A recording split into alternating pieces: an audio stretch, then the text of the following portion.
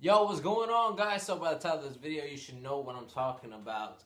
Um, Quick, I want to give a shout out to everybody who's been giving me good feedback on my channel lately. I'm getting back in the mix of things. Today's Saturday. It's a rainy day in Fresno, California. So last night was Halloween. I hope everybody had a safe Halloween and had a great Halloween.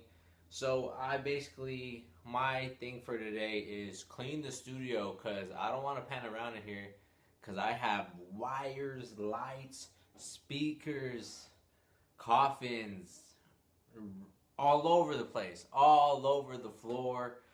So today I'm actually going to set it up and try to organize stuff. But I figure in the meantime, since I'm going to be in here mostly all day, I should knock out some videos for you guys. I actually just knocked out a mix that you guys probably see right now or probably before this.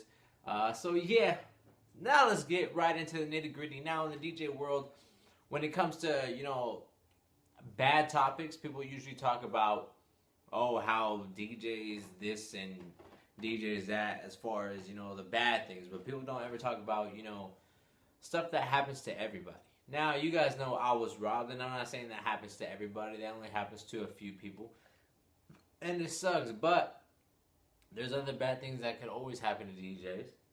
And one of them, especially in the club world, is losing a residency. Now, this might not relate to your mobile DJs, but I do know that in the mobile world, there are certain halls and certain venues that you might be contracted through, for the year, and this might relate to you in a certain aspect because you could end up losing that residency, or a more professional way to say it would be, that contract. So let's talk about it. So you guys know that I had a Friday residency. I say had because I no longer have it. My last Friday there was not last night, but the week, the Friday before that. So it is what it is. The owners felt like they wanted to go in a different direction, and that's as simple as it is. I know it might sound super vague, but if they're looking somewhere else and they feel like something else could, bring them better, or somebody else will serve them better, then that's their obligation to go do that, because at the end of the day, that's their business.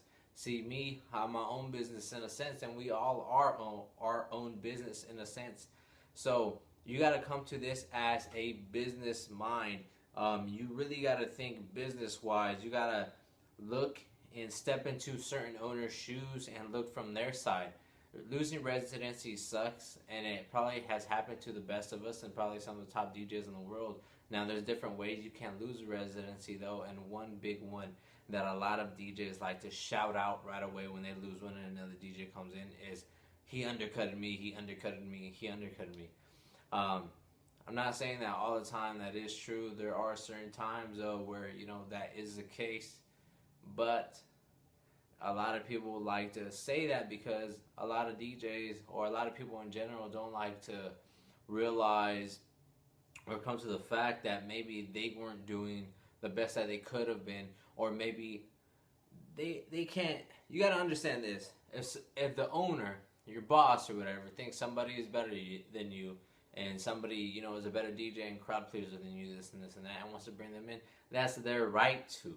Now, I'm not defending all owners and stuff like that, but I'm just saying sometimes we could be a little one-sided and always just have our own side. You got to think of it two ways. There's always two sides to the story, right?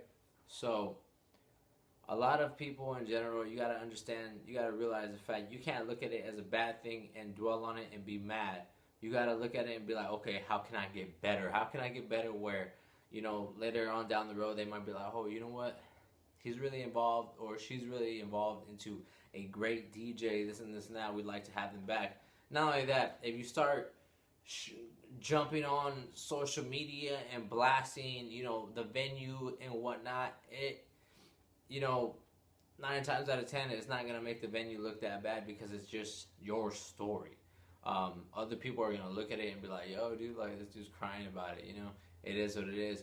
And not only that, you're going to burn a bridge. You don't want to burn a bridge between you and any venue because later on down the road, they might want to bring you back. Now, if I was the owner and I let somebody go and I was like, dude, this dude's all over Facebook saying I brought in so-and-so for $50 and this and this and that, when that's not the case, fuck this guy.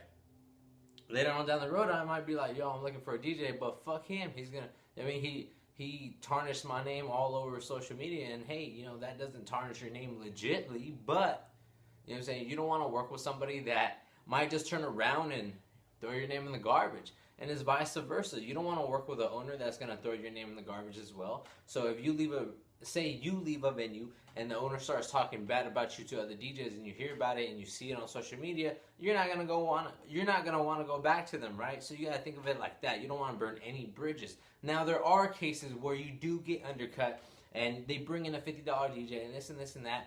But hey, at the end of the day, it's their business. They're looking to save money, and that's on them. You gotta keep it moving yourself. You gotta understand that. The more you dwell on it, the more you say, man, well, fuck this guy, this and that. It's alright, man. You weren't meant to be there in the first place then.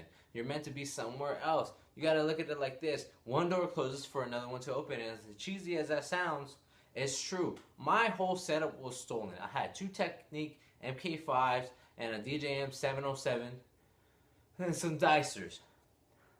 Dope setup. It was stolen. What did I do? That door was closed. It was meant for me to get a better setup. I got 2 fully customized Techniques right now, and then I got my 62, which stand alone, which easily is one of the best mixers on the market and one of my dream mixers of all time. So why am I gonna cry about it? You know what I'm saying? It worked out in my favor. You gotta look at the silver lining, and you gotta make it work out in your favor. There's no point in dwelling on shit, and that's what it is. If owners want to go in a different direction, or if you guys end up salty, it is what it is, man, and keep it moving. There's no point in, you know, dwelling on it and continuing to talk about it. At the end of the day, it's just one of those random war stories, because most likely you'll be somewhere way better, you know, down the road, and you'll be like, oh, dude, I had this crazy story one time with this venue. Man, I was there every Thursday night, and they fucking, like, dude, they just cut me off because, like, the owner was tripping over me. He said this and this and that. Like, that shit was crazy, man. But, hey, man, that venue went down the drain anyways. Usually that's what happens. Venues come and go for the most part, as well as DJs. So you got to look at it like that. You got to look at it from the owner's standpoint and from your standpoint. Now, if they're fully in the wrong, there's no point in going all over social media and dwelling on this and this and that. You got to keep it moving. As DJs, we're never solid. Residencies aren't solid unless you're contracted to. But residencies are not solid. They're not fucking, you know, there's always somebody else that's going to try to come in and take your spot the right way or the wrong way. So you got to keep it like that. You got to think of it like that. You got to understand the game. So what I would recommend for people that are looking to get a residency or people that are in a residency, yo, just make sure you're doing your job. Because at the end of the day, if you're doing your job and they still let you go, then you did nothing wrong. And some other venue is going to appreciate you the way you're supposed to be appreciated. You got to look at it like that. You got to think about the silver lining. There's not much I can stress about it. And I know this might be a rant, and it is what it is. I've lost a couple residencies throughout my career, 2, 3 here and there. Venues ended up going down right after that, or certain venues went up. I never wish bad on certain venues, and it is what it is. Sometimes some DJs just don't mix with certain venues, and I know they say you're supposed to be able to go anywhere and rock the party, but there's a lot that goes into the venue, and as far as staff, as far as the crowd, as far as this and that, and if you guys just don't work well and work as a team, then it's not gonna work out, because you're gonna go home unhappy. Owner's gonna be unhappy about something. Security's gonna be unhappy about something. Promoter's gonna be unhappy about something.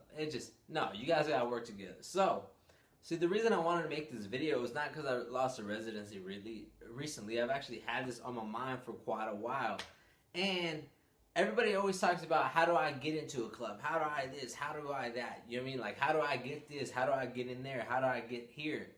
But nobody ever talks about what happens when they let you go or you leave. Where do you go from there? You know what I'm saying?